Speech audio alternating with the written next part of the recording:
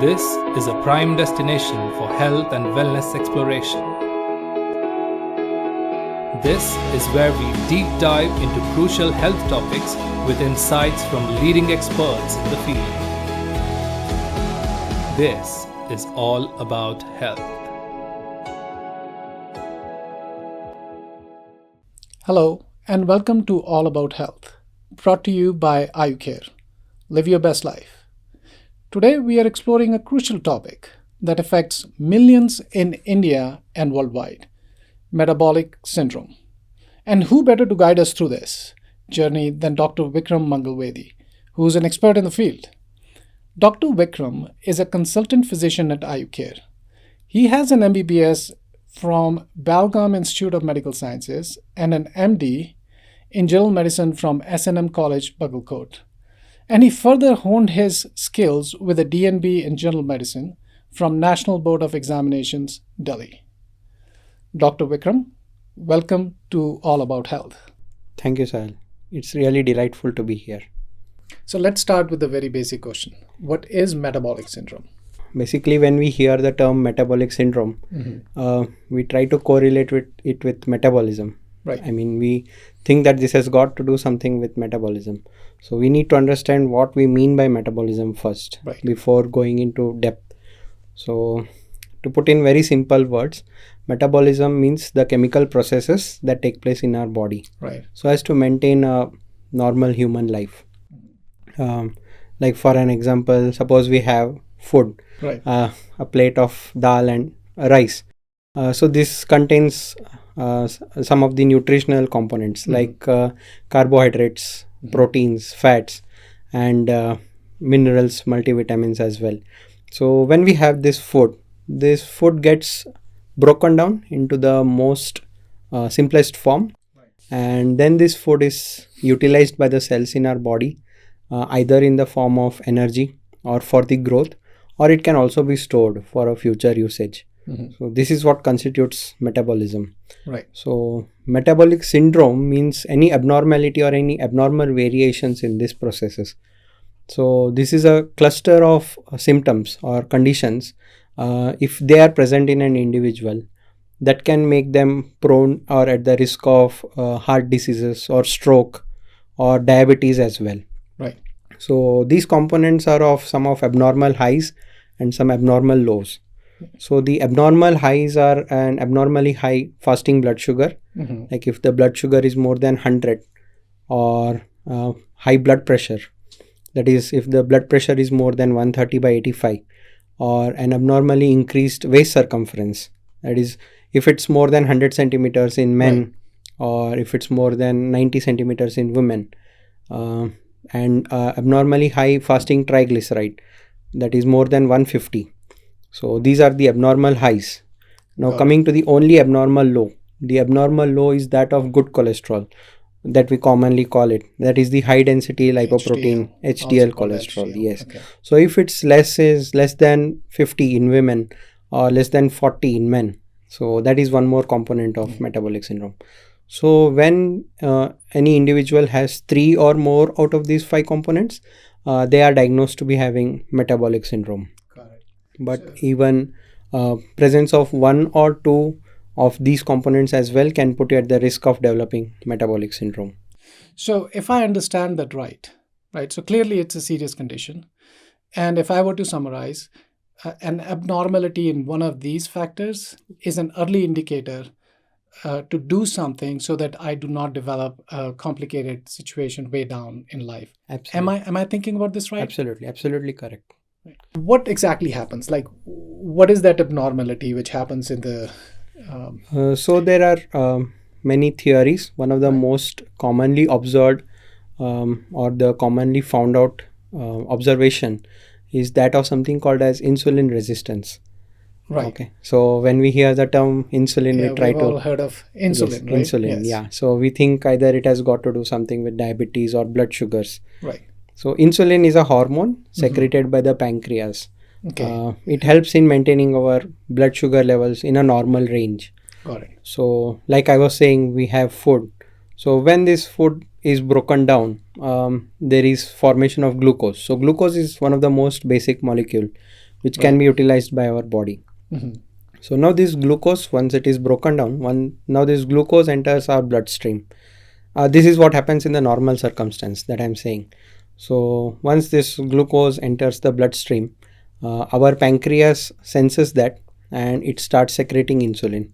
Now this insulin helps in movement of this glucose molecule from the blood into the cells, where inside the cells that glucose is utilized for either for growth or for energy, or it can be stored as well.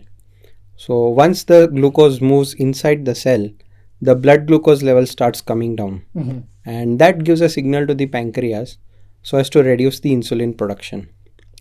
Now this was what was happening in a normal circumstance.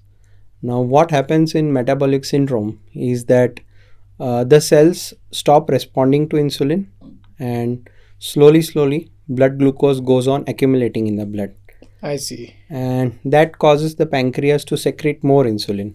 Right. That is called as hyperinsulin levels in the blood, or hyperinsulinemia. And this starts to produce some of the damaging effects on the body. Eventually the cells stop responding to insulin completely, which leads to a phase of persistently high blood glucose levels as well as high insulin levels. Got it. So from just, I'm trying to simplify it so that I can understand it right? So if I understood that, there is certain amount of glucose which is to be maintained in our blood. Correct. Right? As blood carries that to the cells in the body. Yes. Right? And insulin, it moderates that amount of glucose. Correct. Right? Yes. And at some point, the cells get insensitive. I guess that's where the name comes from, right? Yes. Okay. So fun fact, one of the previously metabolic syndrome was also called as syndrome X, or insulin resistance syndrome. However, more commonly we now use the term metabolic syndrome. Right. So that kind of explains as to why any individual develops insulin resistance.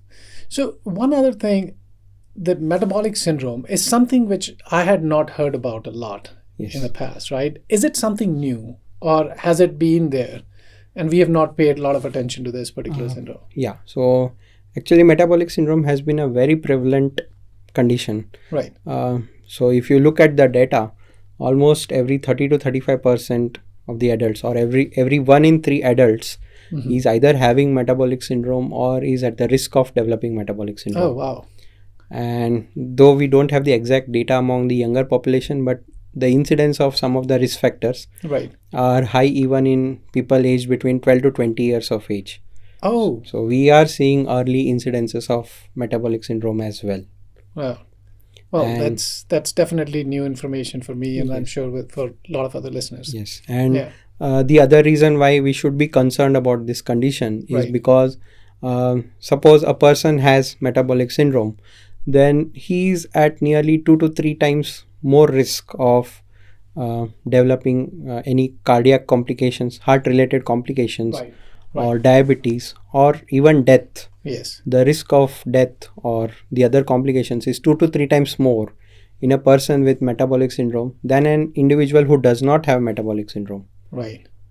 So if I'm thinking, like, in my family and friends and even myself, when I think about my health checkup, right, and we usually go and get our diabetes test done, like the sugar test done, right? We go and get our blood pressure checked and all of those normal parameters, right? It seems to me that there are some indicators which might actually be much earlier than before you can develop one of those conditions.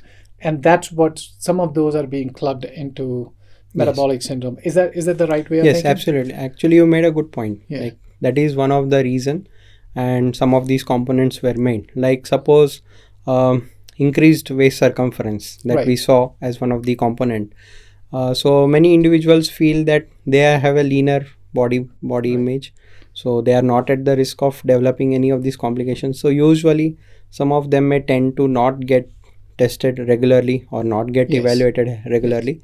But we have seen in cases, especially among Indians, especially among Southeast Asians, that leaner body mass puts you at the risk of developing metabolic syndrome as well, because there is more deposition of fat around the important organs, visceral organs. So the more closer the fat deposition is to the organs, the more chances of developing insulin resistance early. And that can put an individual at the risk as well. Got it.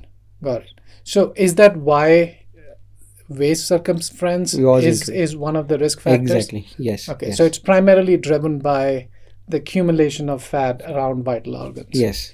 Right. Exactly. Okay. That's very interesting. So, as you mentioned, 1 in 3 person might be at a risk of developing this. Right. So clearly, it's a very serious condition. Yes. Right. So what are some of the things which puts somebody at a higher risk of developing this?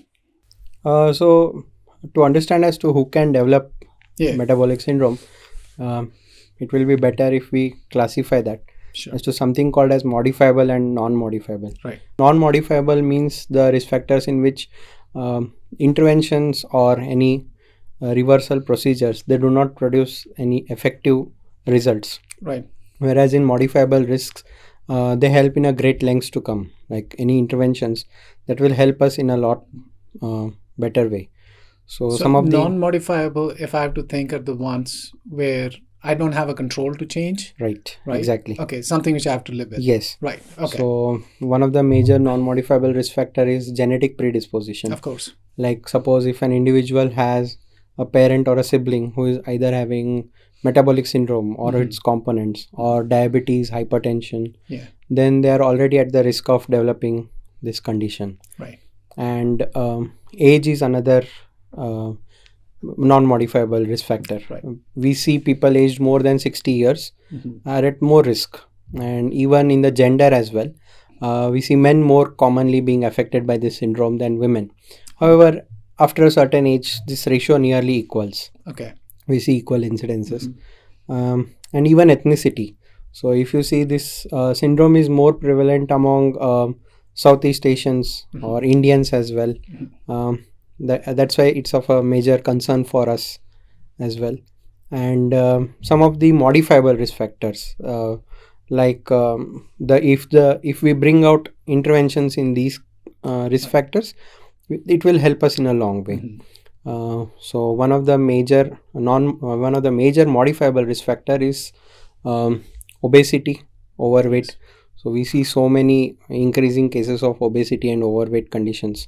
So that these deposition of fat, central fat deposition, can lead to insulin resistance. Sure. And presence of conditions like diabetes, hypertension, individually can themselves put them at the risk of developing metabolic syndrome. So is it that the metabolic syndrome can lead to diabetes, but then if you already have diabetes, that can lead to much deterioration absolutely. in those conditions? Yes. Is that so? The right way to think? There are studies that have shown that people having diabetes are 3 to 5 times more at the risk of developing the other components of metabolic syndrome than other people who have the other components. The chances of developing these complications is less as compared to them. Right. So the way I should be thinking is, if I have somebody around me in my family, right, who has had this condition, I should always assume that I might be at a higher risk. Yes, at a very increased So that's risk. the genetic. Absolutely. Right. And then I should be more vigilant and more careful in terms of finding out. Yes. And then going on with the other modifiable risk factors, the others include unhealthy eating habits. Yes. Like we see so many fast food or junk foods and high calorie diet or processed food consumption that very puts easily available. Very easily available. Yes. And they taste better as well. Of course they do. So that kinds of that is one of the major risk factor. Right. And excess of alcohol consumption or smoking. Smoking is such an important risk factor. Right. It causes damages at so many levels, at so many organs, that can put an individual at the risk. And one more is a physical inactivity or a sedentary lifestyle. That is one of a major modifiable risk factor. We see so many people spending their time in front of the internet or the laptop screens, hours together. They'll be for the sake of work or entertainment. Sure. They spend so much time that puts them at the risk as well. And stress can be one more modifiable risk factor because of inadequate sleep or stressful conditions, presence of any stressors that can put them at the risk. And some of the chronic conditions like hypothyroidism or polycystic ovarian disease or non-alcoholic fatty liver disease, even that can put an individual at the risk of developing metabolic syndrome. Got it. So the best course of action for us is to be vigilant. Yes. And make sure we catch this early on so that we have more room to manage. Exactly. Bring things under control. Yes. Yeah. And the second thing which struck me is actually a lot of things our parents used to teach us. So they were actually right? Correct. So sleep on time. Yeah. Eat simple food. Eat on time and all of those things, right? And avoid mobile. Yes. Whenever our parents see us, even now, they ask us to reduce our screen time. Yeah. So that helps us in bringing a good sleep pattern as well. That we'll discuss later. Yeah. So if I look at 5 risk factors or 5 of these parameters, of course, higher waist size is obvious, right? So are there any telltale signs or anything which can tell me that I might be developing this syndrome? Actually, diagnosis of individual with metabolic syndrome itself is a big challenge because there are no obvious signs and symptoms of metabolic syndrome. So if you see, we have to have a very vigilant vision so as to evaluate that. Presence of high blood pressure on a visit to the clinic just for a routine checkup, if that should alert us, or increased weight or increased obesity or a waist circumference, that should alert us, or some of the other visible signs, very subtle signs like presence of a blackish patch around the neck. It's a velvety patch if that is there, either around the neck or the armpits or in the groin. In medical terms, we call it as acanthosis nigricans. So if an individual has that is an indicator of insulin resistance. Or if there is any presence of skin tags or freckles, usually around the neck or the trunk, that is another indicator. Or presence of xanthomas. So xanthomas are basically small fat globules present around the eyes. So these are some of the clinically evident indicators. And some of the obvious signs because of diabetes or high blood pressure as well. Like in diabetes, we can see people having excessive thirst or excessive frequent urination or recent gain of weight, or people having uncontrolled blood pressure. Because of that, if they have any symptoms like blurring of visions or throbbing headaches, palpitations, some of these are subtle signs which can help a physician to evaluate for the presence of other parameters. Got it. So then the other parameters can be evaluated by laboratory evaluation as well. Since it's so prevalent, right? I think the best course of action is to get regular tests done, because a lot of things you spoke about. I think the underlining there, what I took away was that it's hard to self-diagnose. It is very difficult. So it would be wise to consult your physician and get a regular health checks done.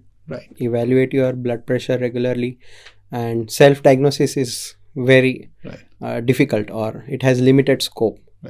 So let's say somebody has developed it, at least one condition. So what course of action you as a physician, so what do you advise? What course of action do you take?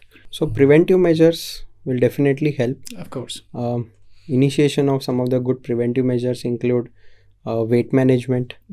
Weight management can be brought about by dietary modifications. So one can always have good balanced nutritious diet rich in plant sources, which can be helpful for the gut health as well as for metabolism. And diet rich in antioxidants such as vegetables, plants, fruits as well. And one should always avoid high calorie foodstuffs, junk foods or processed foodstuffs as well. That will help in reducing the weight, as well as physical activity. So minimum 150 minutes of physical activity per week. You know, that helps in producing better results, either weight training or resistance training or walking. even a running or a jog. Right. We recommend at least to have 10,000 steps walking per day, Yeah. somewhere around 1 hour per day. Yeah. That helps and that produces good results. It helps in regulating your metabolism as well. So talking about activities, right? Yes. I've heard many times people claim that, oh, I do household chores. Yes. So I'm working. Is that enough? No, that is a very common misconception. Yeah. So it is good enough, but not Yeah. that good enough to produce sufficient Okay. results. Okay. So apart from that, one should also have good weight training or resistance training as well. Got it. But prior to enrolling yourself under any physical activities, it would always be wise to consult your physician so as to know the Right. limits up to which you can Right. do these exercises as well. So doing chores better than sitting and watching Yes, Netflix, absolutely. That will help. right? Yes, But that's not enough. yes. Right. So you still have to have proper Proper resistance yes. training, something. Okay. Yes. More than yes. that. And apart from that, lifestyle modifications, Right. absolute cessation of smoking, Right. moderation in Yes. alcohol intake. Yes. Smoking, we do keep stressing a lot about Yeah. it, as well as alcohol consumption as well. Yeah. And to stress management, one of the major causes of stress is inadequate sleep or an unhealthy sleep pattern that we were discussing some time back. Sure. So if one finds too much of stress, that can be a reason for developing these components, then good stress management can be done by sleep. So having 7 to 8 hours of sound sleep can produce good effective results. If one finds difficulty in having this kind of sleep, they can always follow some good sleep hygiene. Like absolutely no screen time, Yeah. 1 to 2 hours before bed, or listening to a soothing music or reading a book that you like just prior to going to bed, or having a warm bath. That will also help as well. Got it. Apart from this, proper evaluation of your of a individual's chronic conditions. Suppose an individual has diabetes or hypertension, regular evaluation and regular modifications in the medications as well will help them, as well as evaluation of chronic conditions like hypothyroidism or non-alcoholic fatty liver disease or polycystic ovarian syndrome. That should also be done. Got it.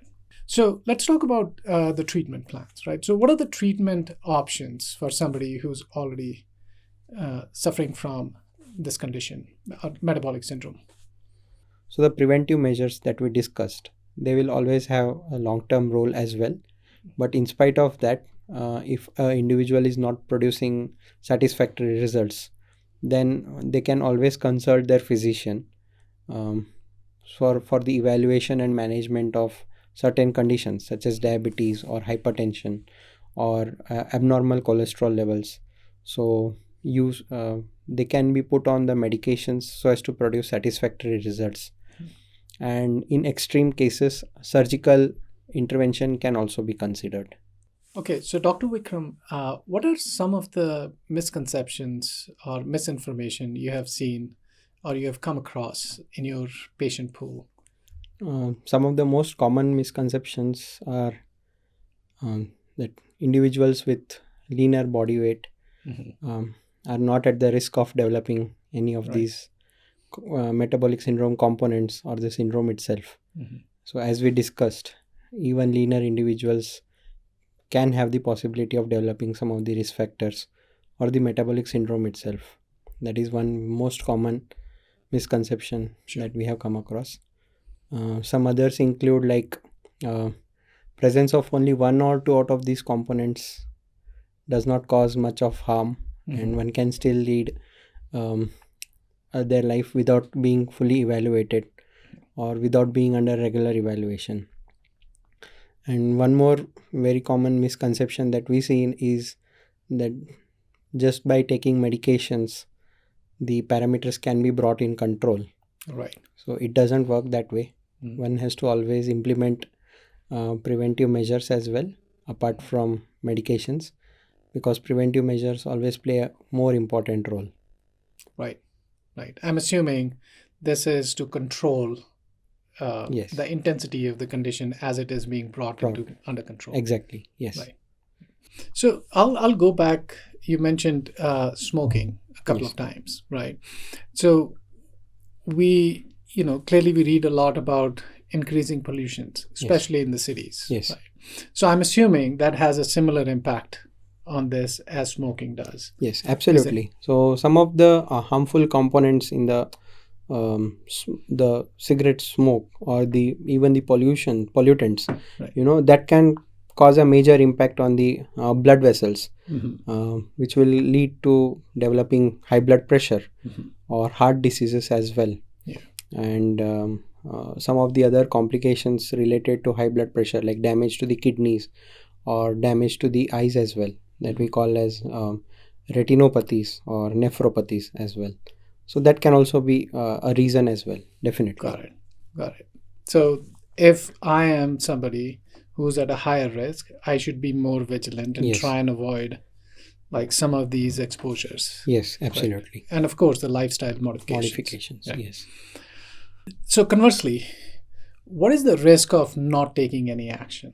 Like, so just ignoring conditions or taking it way too casually. Like, what is the risk of that? If left untreated, metabolic syndrome has a lot many complications. Uh-huh. Some of the most common complications are heart diseases. Right. It can cause heart attack or heart failure or even strokes, and it can cause dementia Mhm. or cognitive decline. Even some studies have linked it with Alzheimer's disease as well. One another common complication is damage to the bone and mineral health. We see so many cases of obese or overweight patients having joint pains or weakened bones or osteoporosis, that we say in medical terms. And there have been studies that have linked it with developing cancer as well, like pancreatic cancer, liver cancer, or colorectal cancers as well. One more complication is it has been found to be linked with some of the other chronic conditions like polycystic ovarian disease or infertility, or even fatty liver disease, non-alcoholic fatty liver diseases as well, or developing chronic kidney disease. So some of these are very long-term complications. Right. All right. Well, all of this was very informative, right? So, what is the takeaway message do you want to provide to the listeners? Metabolic syndrome is way more common Right. than we think. It is prevalent almost among every 1 in 3 adults, Right. as we saw today. And it is very common even in younger population, aged Right. between 12 to 20. And there are no obvious signs and symptoms of metabolic syndrome. One has to be very vigilant. Mhm. And that's why there is a need of regular health evaluation, regular health checkups, consulting your physician, especially if you have genetic predisposition, Right. that is presence of these symptoms in either of the parents or siblings. And one more important point is preventive measures help in the long way. Mhm. Slight modest reduction in the weight can help with to achieve better results. Right. And that can be brought about by good diet management, physical activities, and other lifestyle modifications as well. It would be wise for every individual to keep consulting a physician on a regular basis so as to get evaluated for these parameters, Right. so as to prevent the incidence of metabolic syndrome. Right. Just like anything else, having more information helps us make the right decisions. Yes, absolutely. So thank you so much. This was very informative conversation. There are a lot of things I have learned, Yes. and I'm sure this will help all the listeners. Yes, thank you.